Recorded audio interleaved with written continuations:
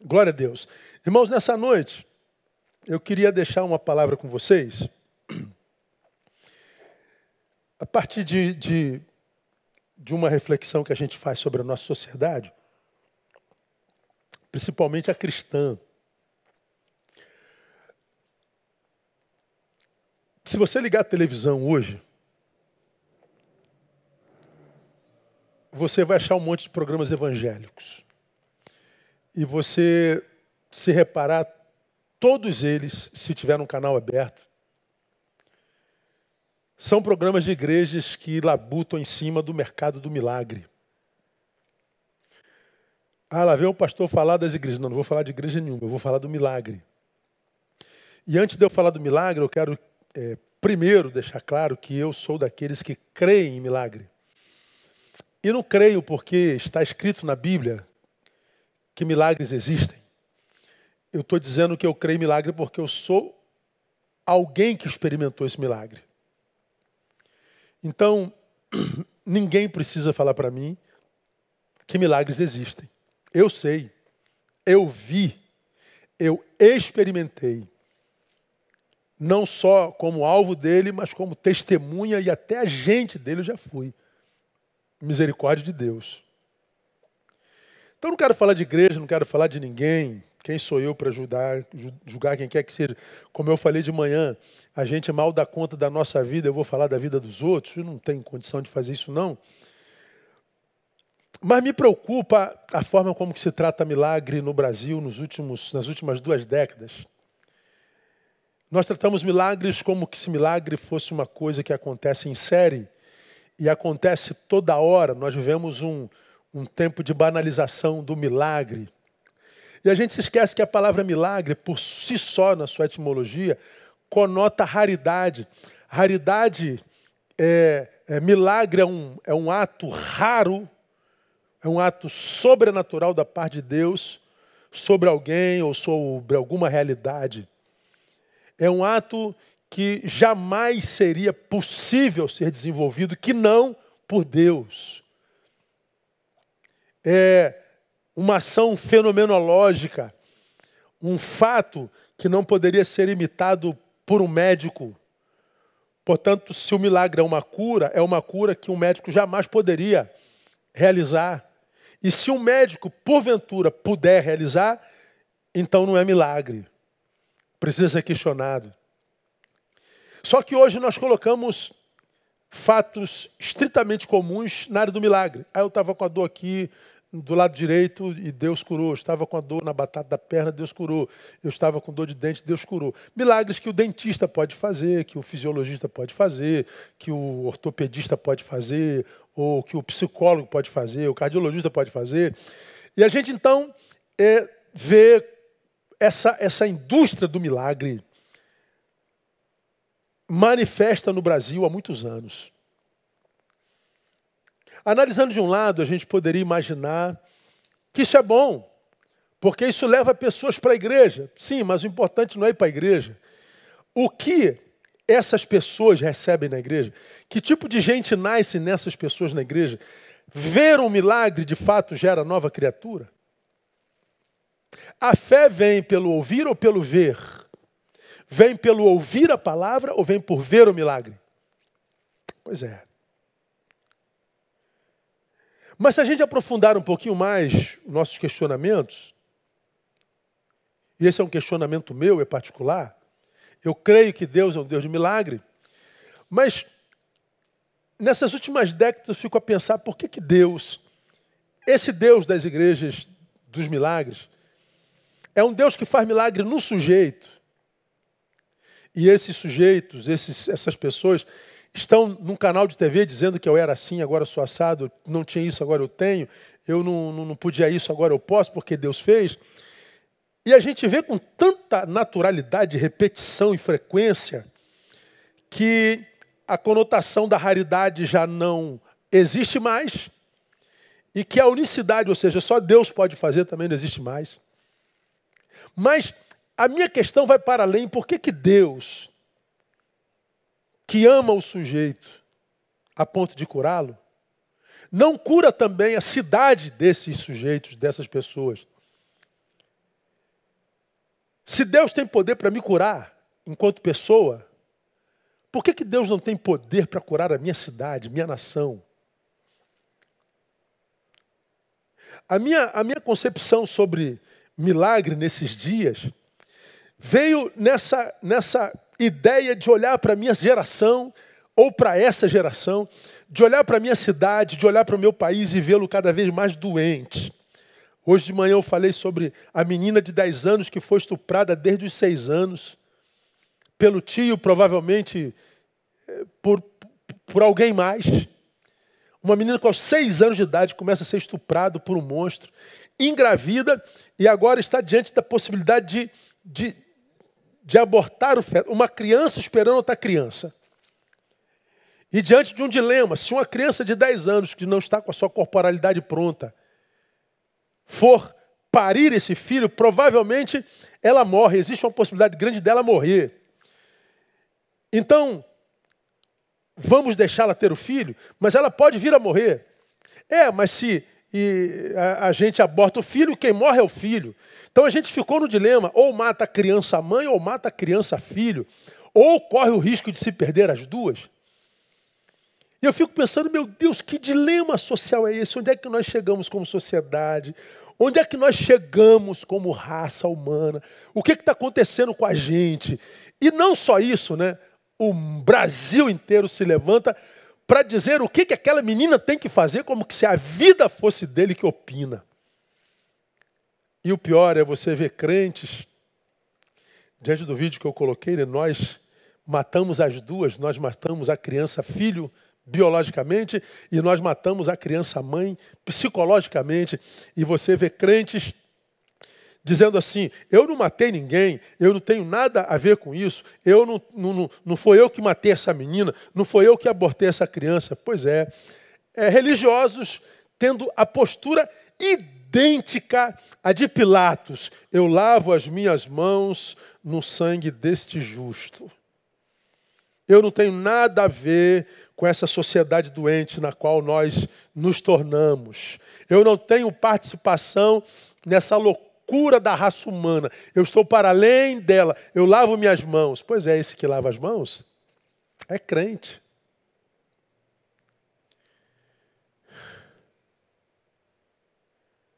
Talvez da Igreja dos Milagres. Com discurso de preocupação pela criança filho, mas sem nenhuma empatia com a criança mãe. Você tem uma ideia? Teve um padre, está aí no YouTube, que diz, vocês estão defendendo essa criança de 10 anos? Certamente ela sentia prazer, senão ela não deixaria. Aí você tem que dizer para um padre, mas padre, ela está sendo abusada desde 6 anos, era um bebê. 10 anos, já está calejada.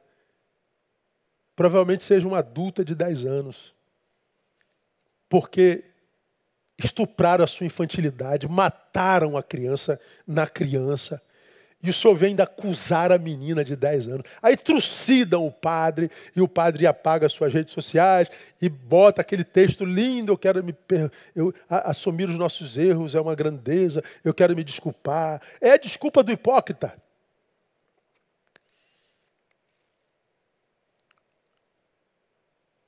Falei do corpo do funcionário do Carrefour que morreu e botaram guarda-chuvas em cima e a gente continua o expediente. Não dá para interromper o expediente 2 horinhas, 3 horinhas, até o corpo ser retirado. Não há solidariedade, não há empatia. Que mundo é esse?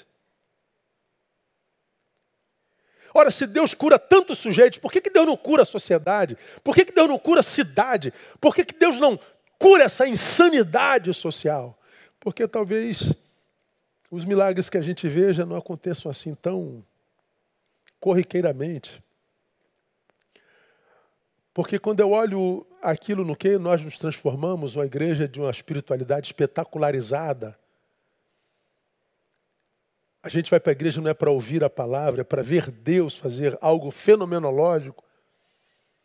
O que me preocupa não é o fato em si, o que me preocupa é a multidão de gente que a gente encontra decepcionada com Deus. Porque acreditou que Deus curava todo mundo, porque viu 1, 2, 3, 4 dando entrevista, dizendo da sua fenomenologia espiritual, dessa experiência sobrenatural. Ele diz, então, eu vou atrás desse Deus. Só que na televisão as igrejas não mostram aqueles que chegaram e não foram curados. A igreja não mostra aqueles que chegaram e saíram irados, decepcionados, frustrados e já não podem mais ouvir falar o nome de Deus, já não podem mais ouvir falar o nome de pastor, já não podem mais ouvir falar o nome de crente, porque julgam que nós somos salafrários, que nós somos enganadores, que nós somos falsos profetas. Ora, na produção dos milagres em séries, o que a gente vê acontecendo mesmo é frustração e decepção com Deus.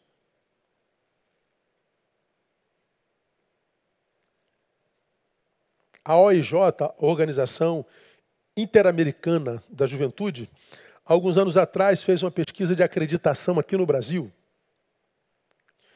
E o resultado dessa pesquisa de acreditação gerou tanta tristeza, irmão, porque lá no topo das profissões mais acreditáveis e acreditadas no Brasil estão professor, médico e bombeiro. Os três no topo. Em quem a população brasileira mais acredita? Bombeiro, médico e professor. Quais as que estão lá na base de desacreditação? Polícia, político e pastor.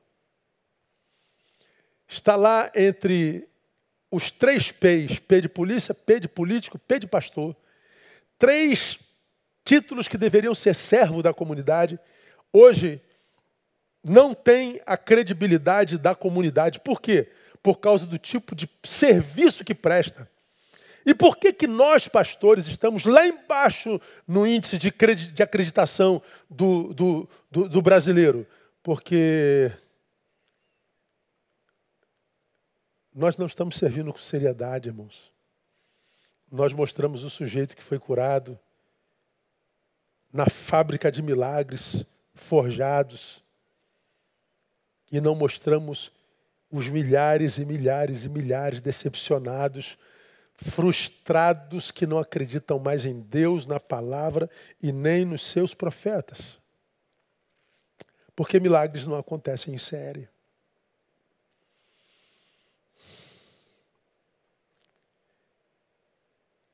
Eu queria ler um texto com vocês, são vários, que eu quero usar como base para o que eu quero compartilhar com vocês. O primeiro vem de Mateus 9:20. Mulher com fluxo de sangue.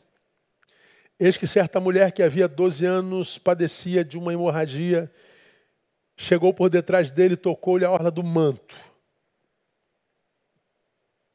Passa o outro. Não, tá bom, pode voltar. E eis que certa mulher que havia 12 anos padecia de uma hemorragia, chegou por detrás dele e tocou-lhe a orla do manto. É aquele texto que você conhece. Alguém me tocou. Bom, ela foi curada. 12 anos. Lucas 13, 10 e 11. Aí já fala da mulher encurvada. Jesus estava ensinando numa das sinagogas no sábado. E estava ali uma mulher que tinha um espírito de enfermidade, havia 18 anos. E andava encurvada e não podia de modo algum endireitar-se. 18 anos, foi curada. Lucas 5:5 fala do enfermo do tanque de Betesda. Achava-se ali um homem que havia 38 anos estava enfermo. Você conhece a história, eles acreditavam que vinha um anjo mexer as águas do tanque de Betesda, quem tocasse na água era curado. Esse homem era coxo, toda vez que ele chegava próximo das águas, alguém menos mal do que ele chegava primeiro e ele ficava esperando. Ele ficou esperando a sua cura 38 anos, até que Jesus chega e o cura. Atos capítulo 3, versos 1 e 2, fala do coxo da Porta Formosa. Pedro e João subiam ao templo a hora nona, a hora da oração, e era carregado um homem coxo de nascença, o qual todos os dias punham a porta do templo chamada Formosa, para pedir esmolas aos que entravam. Então é o coxo de nascença. Atos 4, 22, dá a idade desse homem. Pois tinha mais de 40 anos o homem em quem se operara esta cura milagrosa. Então esse homem esperou 40 anos, um pouco mais, para ser curado. 9:33 fala de Enéas, o paralítico, que diz assim: achou ali certo homem chamado Enéas, que havia 8 anos numa cama jazia, porque era paralítico. Olha que coisa interessante. A mulher com fluxo de sangue 12 anos enferma. A mulher encurvada 18 anos enferma. O enfermo do tanque de Betesda 38 anos enfermo. O coxo da Porta Formosa, mais de 40 anos enfermo. Enéas, o paralítico, 8 anos enfermo. E todos enfermos porque os médicos não podiam fazer nada. A medicina não podia fazer nada. Nada podia acontecer, a não ser por um ato sobrenatural de Deus. Diferente do que acontece hoje, milagres em série, desde a unha até o câncer. O milagre de um que não revela a frustração da multidão faz com que alguns desacreditem da veracidade, inclusive desse um, e roubam deles a capacidade de esperar em Deus, porque acredita, porque Deus curou um, e não tanto Deus faz acepção de pessoas, e Deus não se importa com todas. O que a gente aprende com esses episódios isolados da Bíblia Sagrada? Primeiro, que nem sempre os milagres de Deus são instantâneos, eles são processuais. Uma esperou 12, outra 18, outro 38, outro 40. Mas o milagre aconteceu. Ah, pastor, mas aconteceu na hora que Jesus chegou. Sim, só que Jesus chegou 40 anos depois. Jesus chegou 12 anos depois. Jesus chegou 8 anos depois, 18 anos depois. Quem garante que Jesus vai chegar agora?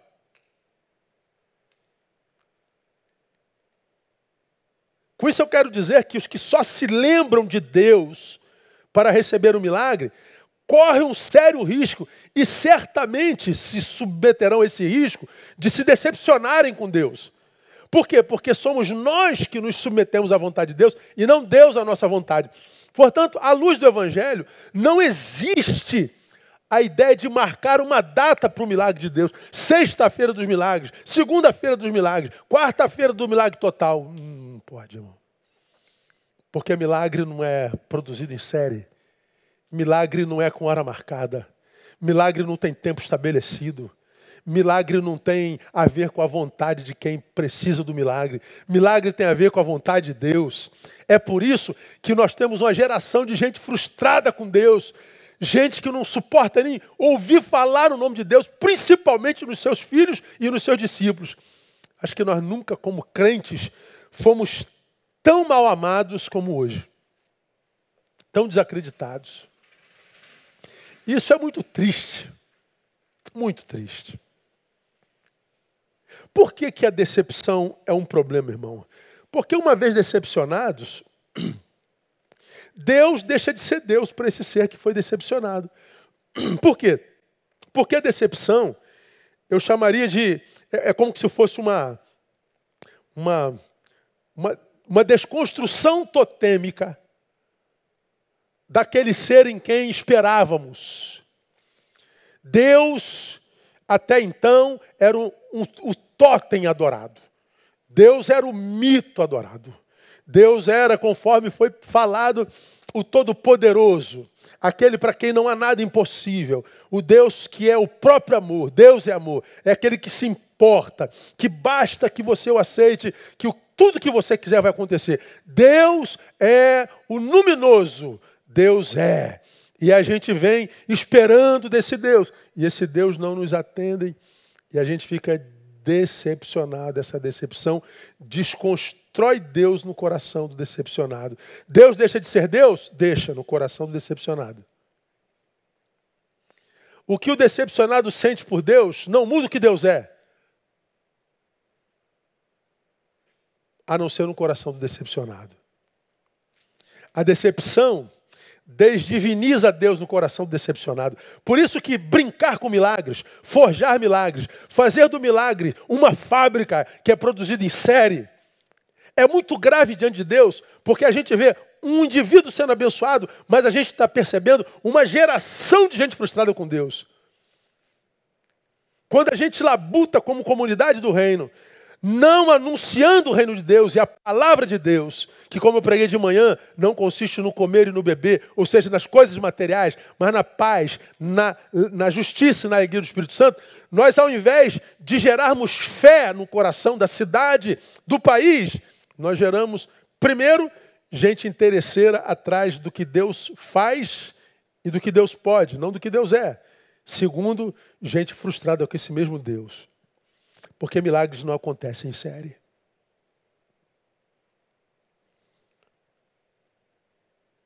Mas eu não quero decepcionar você que está aqui nessa noite comigo e que de fato precisa de um milagre. Deus faz milagres hoje. Não perca a sua esperança, não.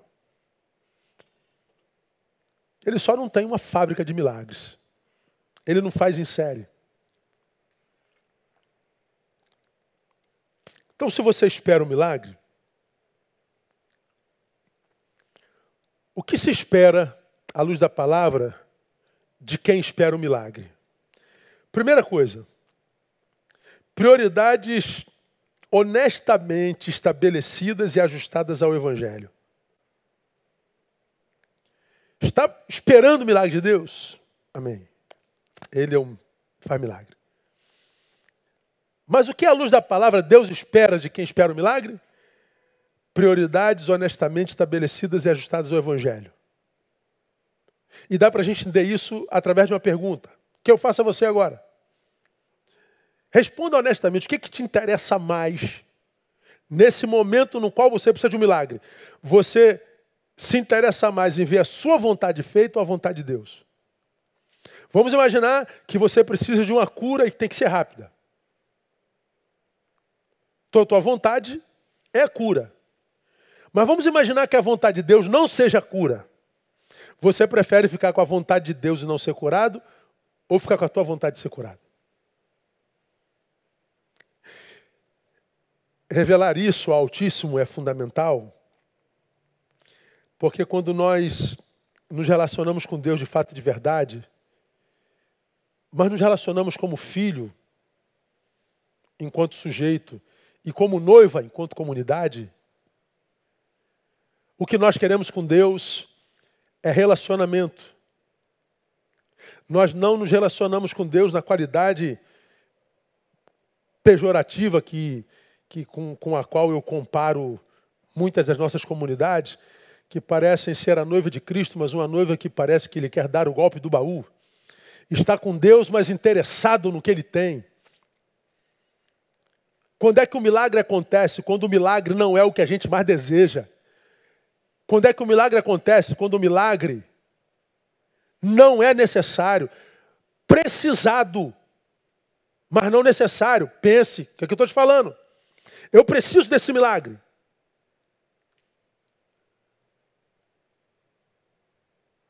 Mas o milagre não é necessário para eu continuar amando a Deus. O milagre não é necessário para eu continuar servindo a Deus. Se o Senhor puder me dar esse milagre, eu o louvarei, eu agradecerei. Mas se o Senhor escolher não me dar, eu continuo fazendo. É o Espírito que regia Jó. O Senhor o deu. Eu dizia, louvado seja o nome do Senhor. O Senhor o tirou, continua sendo louvado o nome do Senhor. O Senhor o deu, o Senhor o tomou. Bendito seja o nome do Senhor. Há muita gente frustrada com Deus. Primeiro porque o milagre virou um mercado. O que não é bíblico. Segundo, porque quem deseja o milagre, não o Deus de milagre. E essas posturas, tanto da comunidade do milagre e do que busca o milagre, tem gerado uma geração de frustrados com Deus. Se nós queremos um milagre, precisamos ajustar nossas prioridades ao Evangelho, irmão. É como diz Mateus capítulo 6, versículo 10, quando ele nos ensina a orar, lá no bojo da sua oração ele diz, venha o teu reino, seja feita a tua vontade. E lembra que antes dessas palavras nós dissemos, o pão nosso de cada dia nos dai hoje. Perdoa as nossas faltas. E ele está dizendo, mas seja feita a tua vontade. Ou seja, se não for da tua vontade nos dar o pão, se não for da tua vontade nos perdoar as faltas, se não for da tua vontade, nós nos submetemos a ela. Deus, se a minha vontade estiver em litígio com a sua, o verdadeiro cristão diz, sai a minha e fica a tua. É como quem diz, eu já disse aqui, falando a respeito de mim, eu acredito em milagre, mas eu não preciso do milagre para continuar crendo. Como já disse aqui, para que um milagre aconteça, a gente precisa de muita fé. Maior fé a gente precisa para quando o milagre não acontece. Porque o milagre não acontece sempre. Essa fábrica de milagre, esses milagres em séries, tem formado gente frustrada, tem formado gente incrédula. Abençoa um sujeito, mas amaldiçoa uma geração inteira. Porque é a fé espetacularizada e não a fé da palavra. Um outro texto a gente vê na oração de Jesus, quando na sua angústia no Getsêmani, ele diz, Pai, se queres, afasta de mim esse cálice, todavia não se faça a minha vontade, mas a sua. Jesus está diante da sua agonia, do seu martírio, e o Deus homem nunca foi tão homem como agora, quando diz, Pai, se for possível, tira, mas se não, seja feita a sua vontade. Porque a vontade de Deus se manifesta de tantas formas, né, irmãos? Às vezes a vontade de Deus se manifesta com um contundente sim, não é? E a gente alegra-se, a gente se alegra. Mas às vezes a vontade de Deus é manifesta com um contundente não, que vem através do seu angustiante silêncio. E muitas vezes a vontade de Deus é o martírio mesmo. Existem dores que são permissão de Deus. E não são dores porque Deus é masoquista. São dores que existem por causa da cidade na qual nos tornamos. São dores que existem porque nós escolhemos o pecado desde o Éden. São dores que recaem sobre nós porque nós mesmos a produzimos com as nossas posturas diante do mundo. E a gente aprendeu que o Evangelho, portanto, não é um poder de Deus para nos livrar da dor, muitas vezes é poder de Deus para nos capacitar para ela. Então, o que se espera de alguém que espera o milagre? Posturas alinhadas com o Evangelho. Segundo, paciência. Paciência é o nosso cronos, o nosso tempo ajustado ao tempo de Deus. Deus, eu preciso para agora. Se for da vontade de Deus fazer agora, Ele faz. Mas Ele sabe o que é melhor para nós, melhor do que a gente.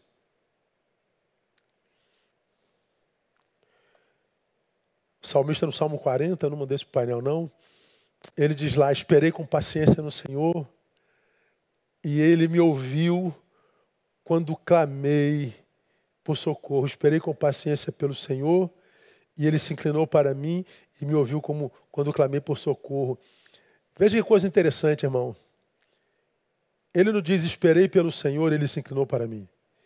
Ele diz, esperei com paciência. Essa palavra é de alguém que tem o cronos, o tempo ajustado com o tempo de Deus. A nossa ansiedade muitas vezes atrapalha o mover de Deus. A nossa incapacidade de esperar em paz atrapalha o mover de Deus. A nossa capacidade de esperar em paz afeta a nossa esperança. Arranca de nós a perseverança. E quando é que nós somos tomados por ansiedade, ausência de perseverança? Quando é que a gente perde a paz? Quando a gente perde a capacidade de esperar em paz. Então eu diria para você, meu irmão, não subestime a graça e nem aonde o seu agir pode chegar. Eu preciso para agora. É você quem está dizendo. Deus deu agora, não. Então, de repente, não é porque você precisa agora. Deus, de repente, está achando que você não está pronto. Deus está achando que nesse momento não vai glorificar o seu nome. Deus sabe que não é agora. Vai acontecer no tempo de Deus. Uma mulher esperou 12 anos, a outra esperou 18, o outro esperou 38, o outro esperou 40 anos, o outro esperou 8.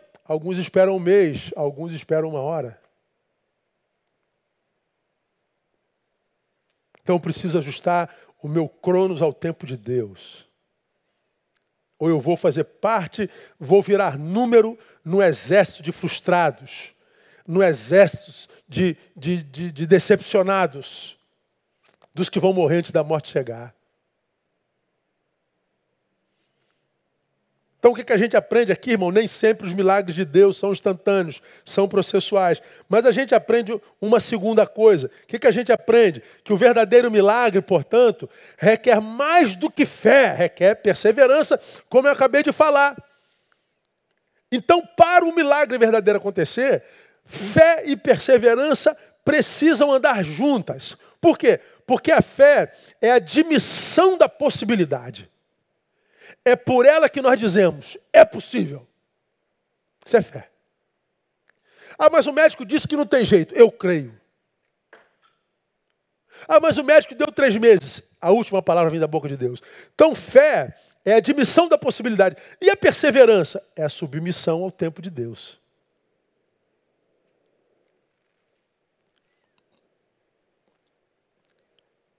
O que é mais fácil, irmão?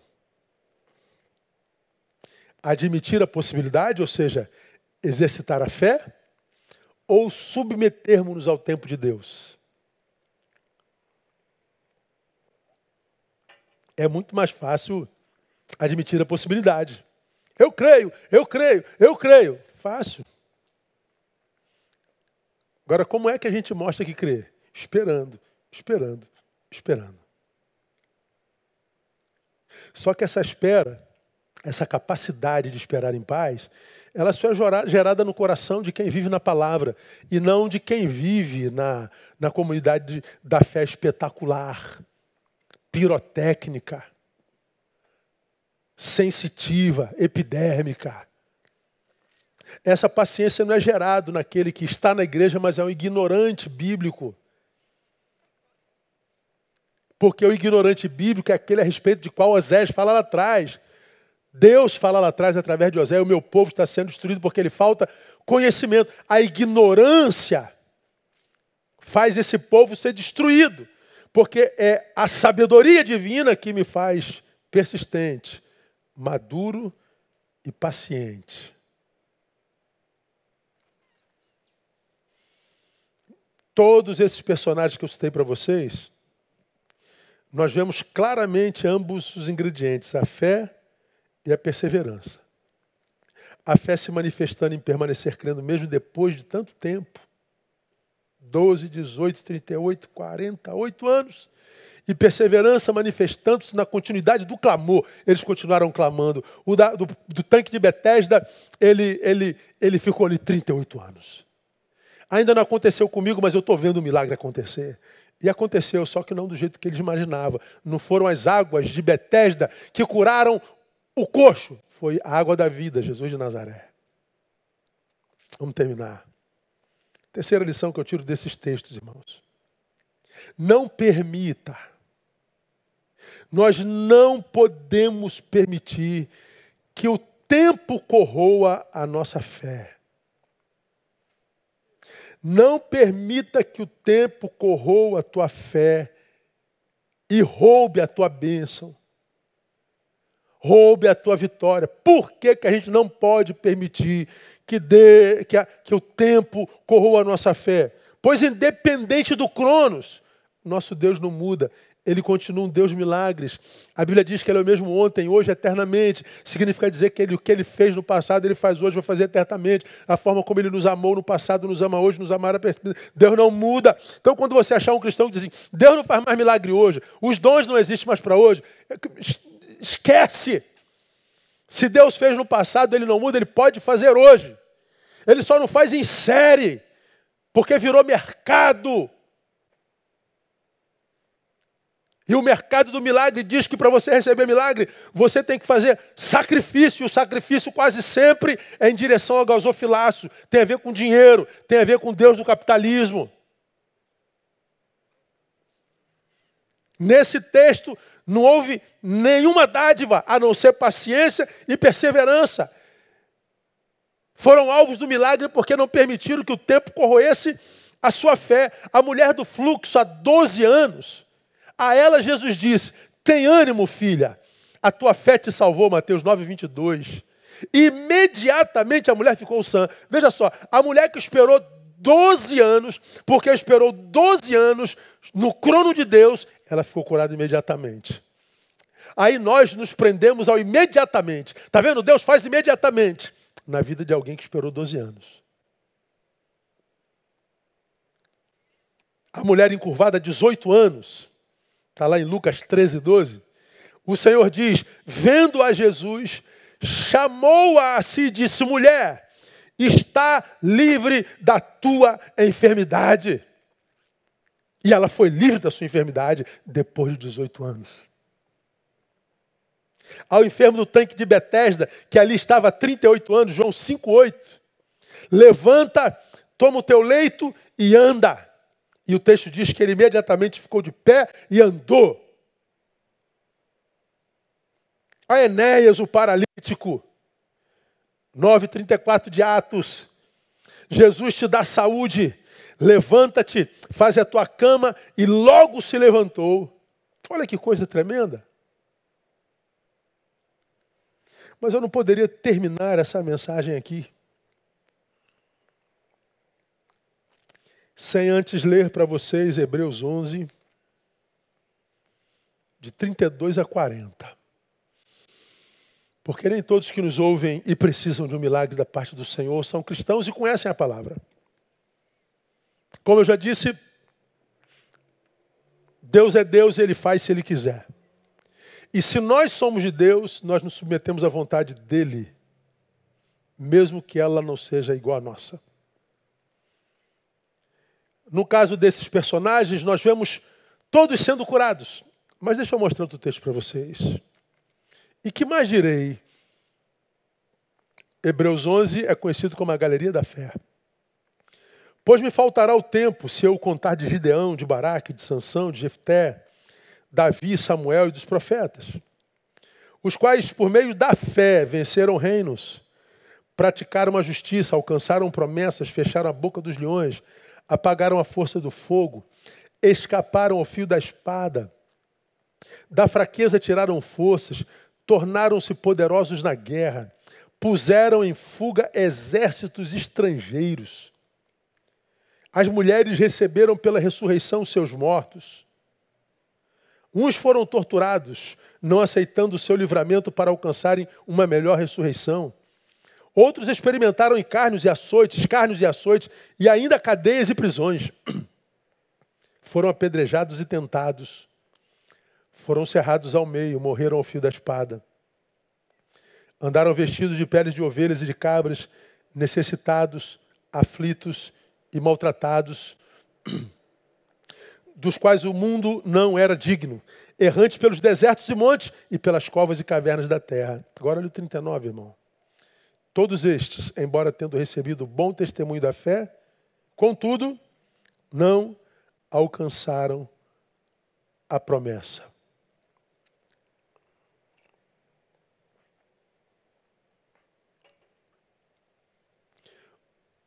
O crente não morre se tiver promessa. Mentira. Jargão, sofisma gospel. Os cristãos verdadeiros acreditamos no milagre. Os cristãos verdadeiros acreditamos que o nosso Deus não muda. Mas os cristãos verdadeiros não precisamos de milagre. Desejamos, mas não precisamos dele. Porque o maior milagre não é a obtenção do resultado esperado, não.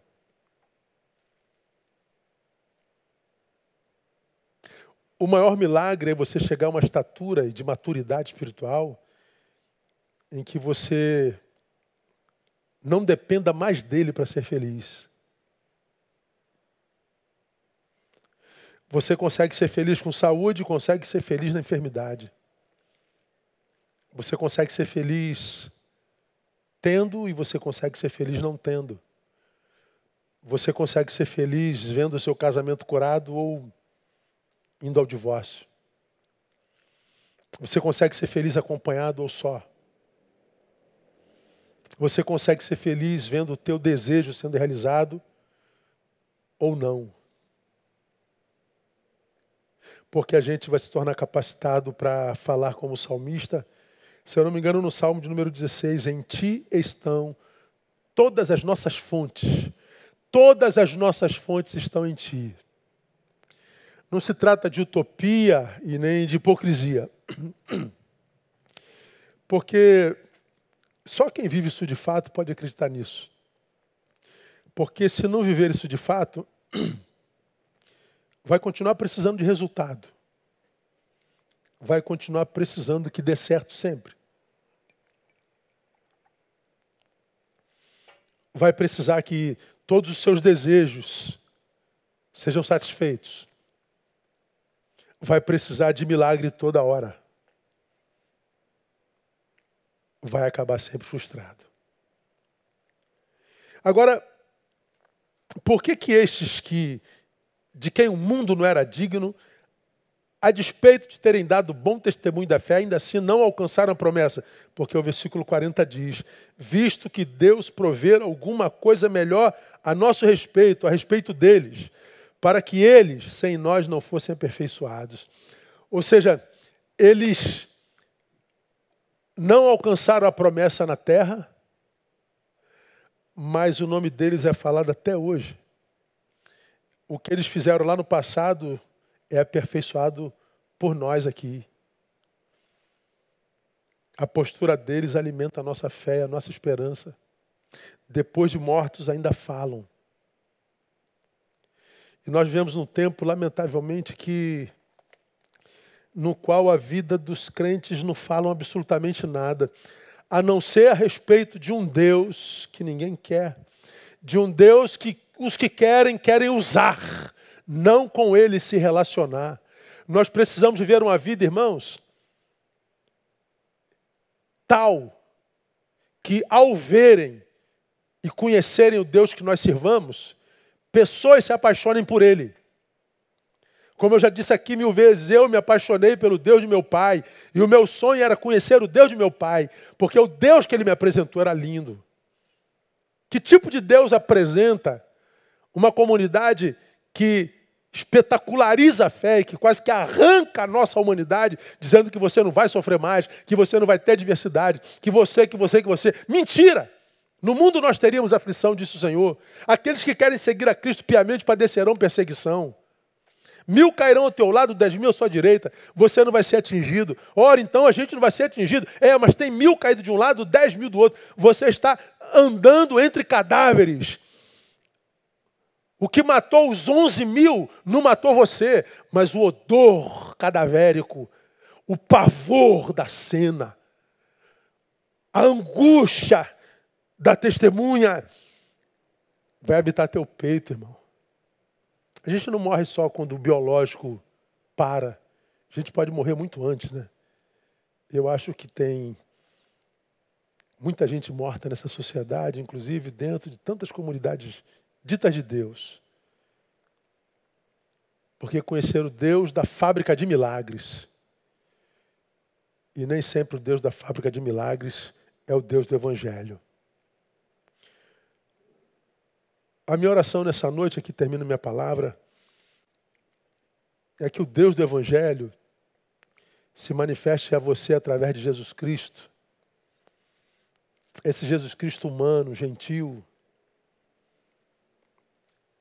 que quando mostrou a sua aspereza, a sua ira, só o fez com os religiosos que transformaram a fé em mercado. Esse Jesus que chutou o pau da barraca literalmente, que acabou com o culto. A ira dele só se manifestou sobre os religiosos, sobre os mercadores da fé. Você não vê Jesus irado com mais ninguém, a não ser com aqueles que vendiam a imagem de um Deus que não era o seu pai. Que eu acho que acontece hoje também. Eu sei que você precisa de um milagre, nosso Deus é um Deus de milagre. E se você conhecê-lo de fato e de verdade, você vai ver que conhecendo nem de milagre você precisa mais. Porque ele será o suficiente para gerar a felicidade que você imagina o milagre geraria em você. Que Deus te abençoe. Que Ele te acolha aí no lugar onde você está, em qualquer parte desse planeta. Que Ele te abrace no sono dessa noite.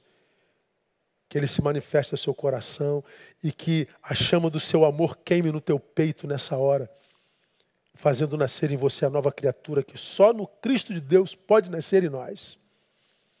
E que Ele te abençoe muitíssimo. Amém? Glória a Deus. Chegamos ao final, irmãos, graças a Deus, estamos terminando aí nosso domingo e permitindo o Pai, a nossa semana já está pronta e a gente só precisa tomar posse dela a partir de agora. Que Deus conceda uma boa semana. Quero lembrar a você que essa mensagem está daqui a pouquinho no meu canal do YouTube, no canal da igreja, no meu Spotify, Deezer, todas as plataformas que tem lá o nome do Pastor Neil, você vai achar. Abençoa você? Compartilha, multiplica, seja um canal, seja um caminho, e você vai ver que você vai colher para o resto da vida. Terças e quintas, toda terça e quinta, às 22 horas, eu estou numa live abençoadíssima no meu Instagram. Então passa lá, me faça uma visita, eu tenho certeza que você não vai se arrepender. Bem, vamos orar, vamos terminar e vamos sair com mais uma canção abençoada para matar a nossa saudade. Vamos orar. Pai, muito obrigado por Tua presença, por Tua graça, por Tua misericórdia e por nos fazer entender que Tu és um Deus imutável. O Deus que fez milagre ontem, faz milagre hoje e fará milagre amanhã. O Deus que nos amou daquela forma ontem nos ama da mesma forma e nos amará para sempre. Um Deus que nos sustenta. E eu te peço, ó Pai, que Tu alcance esses que estão no lugar necessário e dependente de um milagre, que a Tua graça possa alcançá-los. Que Tu possas, ó Deus, se da Tua vontade produzir o milagre necessário, mas antes do milagre que Tu possas poder dizer a eles, a Tua fé te salvou. Como disseste para tantos que Tu curaste no caminho. Muito obrigado por mais uma semana que Tu acrescentas à nossa vida. Consagramos essa semana que começa hoje ao Senhor, que ela seja produtiva para cada um de nós e que seja, ó Deus, uma semana de possibilidades para abençoar alguém para a glória do Teu nome. Faça-nos úteis e nos guarde do mal. Nós oramos e abençoamos o Teu povo, no nome de Jesus nosso Senhor. Amém e amém.